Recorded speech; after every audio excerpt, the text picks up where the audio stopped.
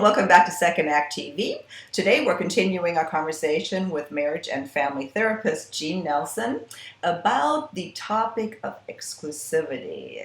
When in an evolving new relationship do you bring that subject up? Today, Jeanne, we've decided it's the right time. How do we bring Yes. it up? Okay. It's a pretty sore point. First of all, you have to take a look at preparing yourself for that. What are your values? What are your needs? How are you feeling in this situation? Are you willing to hang around until this plays out the way you want it to? Or are you somebody who, if you're bonding with this man and you're feeling close with him, that it is just going to be painful to know that he's still out dating other people or kind of trolling the internet looking for other people. That's how you feel. You have to be real with yourself and real with him. What should be the tone of the conversation?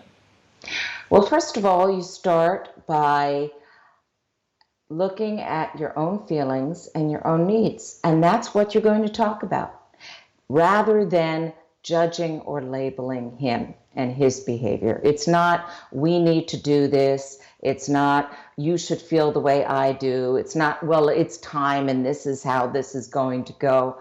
You might approach it by saying, I've really been enjoying our time together. I'm feeling closer and closer to you. I'm getting ready to want to be sexually intimate, or I'm really enjoying being sexually intimate. And I want to feel that I have your full attention, that I'm not going to be comfortable building more intimacy with you and sharing with you unless I have that. And I'm wondering if you're ready for that too. I love the way you just explained that. That puts some really good words, I think, in a lot of it in our mouths. Thanks for that. And that does bring up the troubling part. What if you hear what you don't want to hear? Then Yeah. what? Yeah, and that's the scary thing, the thing that keeps a lot of people from asking the question, what if he says, well, I like you a lot, but, I've only been divorced a few months and I'm not ready to settle down. And, well, we've only been dating, X weeks, and isn't that a lot to ask? Yeah, then you have to ask yourself, well, where do I go from there? And again, it's pretty important to be willing to take a look at your limits, your boundaries, and to be able to answer in a mature way without being angry and judgmental. Not, well, how could you not feel this way? I thought you cared. Laying on the guilt is not going to be a good way to open the conversation toward more intimacy. Sharing your feelings is a way to more intimacy. When I was dating my now husband, what I talked about at the time was just my feeling that I really need to feel special in a relationship. I believed I believed he was. And I wanted to know that he felt that way too. Yeah.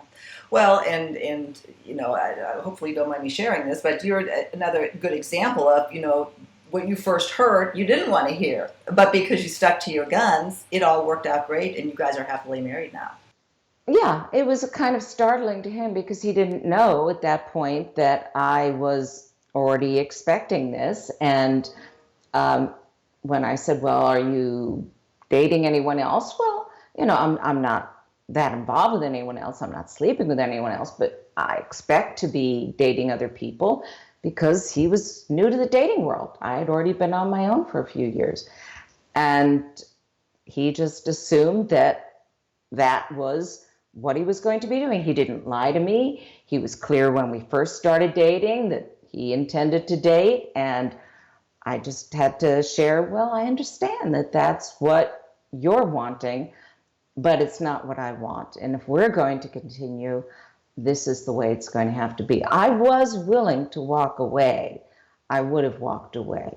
And it's up to each individual to decide how far you're willing to go. But you have to know yourself, and to assume you're going to change that person or change yourself and make yourself someone who's comfortable with something that you're really not comfortable with, I don't think that works. That's great advice, Jeanne. So just to briefly sum it up, be clear about what you want in this conversation. Be respectful to the person and non-judgmental. I think that's key. What I'm hearing you say, and Yes. and true to yourself, because that's ultimately how you're going to get what you want. So, Jeanne, Yes. thank you again so much, and everybody else for joining us. Please go to our website where we'll have more information on this topic and links to related materials. And we hope to see you soon on another episode of Second Act TV. Bye-bye. Thanks so much for watching today. If you could do me one big quick favor, please hit the subscribe button that's floating around up here somewhere, or if you're on your mobile, there's a link below to subscribe. Thanks again, and we'll see you next time.